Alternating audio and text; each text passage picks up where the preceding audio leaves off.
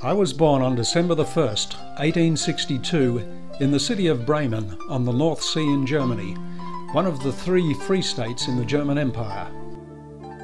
I was the 3rd son born to Gustav Adolf W.A.Kracke, a military officer, and his wife Margarete Schopmeyer.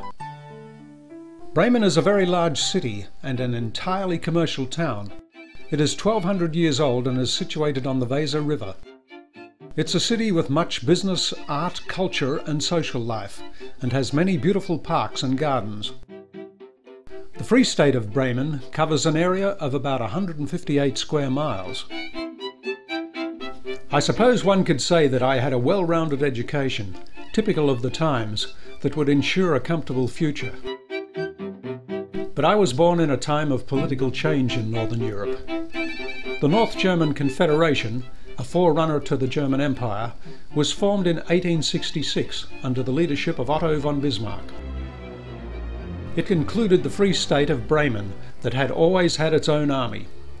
In 1867, the Free State surrendered its right to furnish its own contingent to the army, and from that date on, its recruits were drafted into the Prussian 9th Army Corps. Compulsory military service had become law. I may here state that compulsory military service is done in this way. Every man, rich or poor, and no matter of what rank, must serve 3 years active service. If he's not up to the standard, nor fit for any of the requirements, he's made to learn a trade in the military branches such as saddler, tailor, shoemaker and so forth. During the 3 years, one has to live in the barracks and is paid 2d per day, out of which you have to keep yourself in tobacco and boot polish. The meals you have in the barracks and other allowances are 2 suits of clothing and 2 pairs of boots per year. After having served 3 years of active service, you are called in for 6 weeks every year for the next 7 years. And after that, you are called in 3 weeks every year until you are 35 years of age. And after this time, until 45 years of age, one is in the reserve and in time of war can be called up at any time. The time every young man is called up is in the year he turns 20 years of age. My father was an officer in the State Army at the time, and like many of his colleagues, refused to go over to the Prussian Army. As a consequence, he was retired on a pension after 24 years' service. Although he always used to tell me he would not allow me to serve in the army, I started for the muster and enlisted in the 75th Infantry Regiment. But it wasn't to be. My father was adamant in his views. And so, in December of 1880, at the age of 18, I bid my parents and brothers farewell and paid my passage of £22 10 shillings. My destination, Brisbane, Queensland, Australia.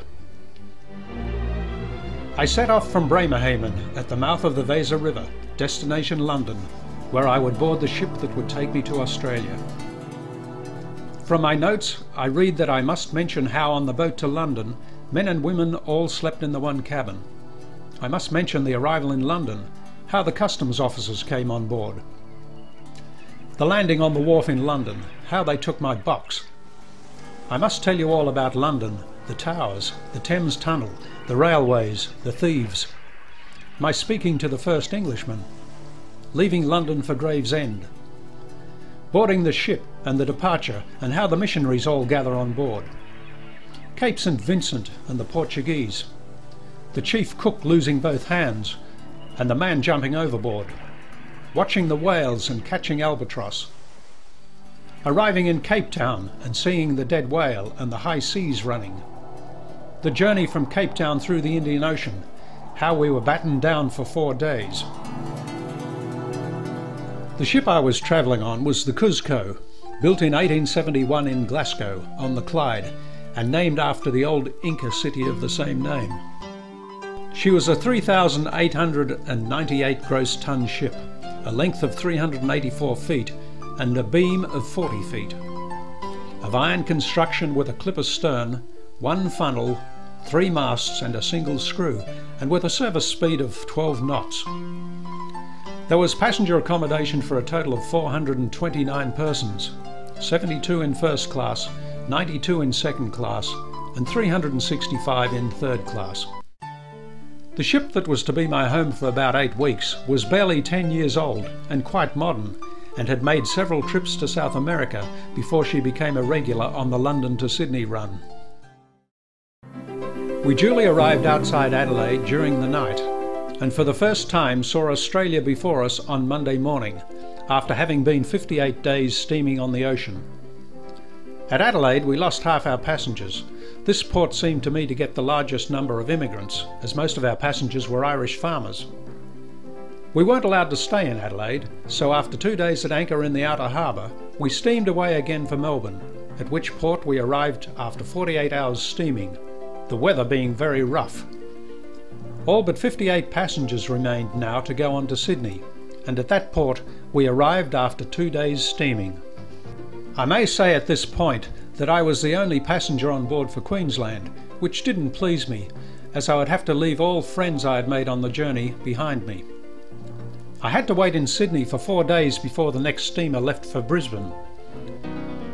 I was standing on the deck waiting for the steamer to start, and several of my shipmates were standing on the wharf to see me off. I didn't like the idea of going, and many thoughts were running through my head.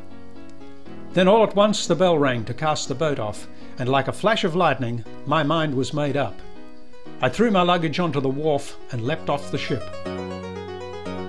I may mention that I had letters of recommendation to the German consul in Brisbane and other firms, and now being left in Sydney, had no chance to make use of them, and therefore had to battle on entirely on my own. 4 of my German shipmates came on to Sydney, and we took a room in a private house. I'm not ashamed to tell you that my fortune on landing in Sydney amounted exactly to £2, 7 shillings and 9pence. It was early February, and Sydney was a bustling centre of commerce, the point of arrival and departure for most of the nation's trade and passage. For the first week, everything was grand, doing nothing else but walk around the streets, seeing all the sights of the city, and having 3 meals a day. The second week we began to feel we were going the pace too fast. Our money was getting suspiciously less. We therefore had to do with 2 meals a day and look for work. 2 of our crowd were clerks, myself and another fellow. One was a carpenter and the other unskilled. The carpenter got work straight away, but the unskilled fellow thought he'd have a go at anything he could find. It wasn't long before he got a billet to drive Mr. Farmer of Farmer and Company from his private residence every morning into town and back in the evening. The fellow had never handled a horse in his life before, and just fancy, he had to drive 4 in hand. The first morning this fellow drove the turnout, he got about half a mile from the place when he rammed the whole turnout into a creek, capsized the whole affair and broke things up in general. For this he got the sack and joined our party as happy as Larry again. The other young fellow staying with me was of quite a different disposition. He was a boy well brought up, with no particular profession. He would hardly look for anything to do. As his money was getting less, he was getting very downhearted, so much so that he would tell me he would drown himself. The poor fellow was always talking about home to me, how his parents used to look after him and so forth, and he wished himself back again. I was of a more cheerful nature and used to raise jokes about it for him, but nothing would drive the downheartedness out of his head. One evening he said nothing. All his money but a penny or 2 was done, and he left our lodgings never to return.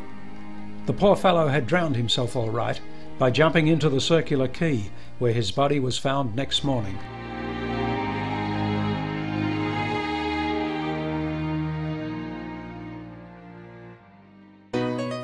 I was an articled clerk, having served my apprenticeship in a wholesale warehouse, and I thought I'd stick to this occupation. Dozens of places I tried where there were vacancies, but my tongue gave me away. Nobody wanted a new chum at any price. The 3rd week in Sydney, I had to be satisfied with 1 meal a day. Couldn't pay for any more. And seeing it was of no use trying to get employment in my own line, I resolved to take anything I could get, from the pick and shovel on. Railways were being built all over New South Wales, and plenty of men required for them. So on several occasions I duly presented myself for work, but was refused every time. You know, in those days, a good navvy had to measure 13 inches between the eyebrows, and have hair on his teeth fully 4 inches long, which I didn't have. I couldn't even sport a moustache yet. In the 4th week, I started with 1 meal in about every 36 hours. At this time, I happened to hear that Parramatta was a good place to look for work, so I took a rail ticket to this place with 2pence left in my pocket, but again was without any luck. I finally got work in the honourable position of kitchen man and general useful in the Freemasons Hotel, York Street, Sydney, at the splendid salary of 7 and 6pence a week, and a long beer, which I didn't have, at 10 o'clock in the morning. I stayed at this job for just 4 days when I was fortunate enough to get employment in Lippel Brothers' shop in George Street, Sydney, at 30 shillings per week. I thought I was made a governor to get a rise from 7 and 6pence to 30 shillings.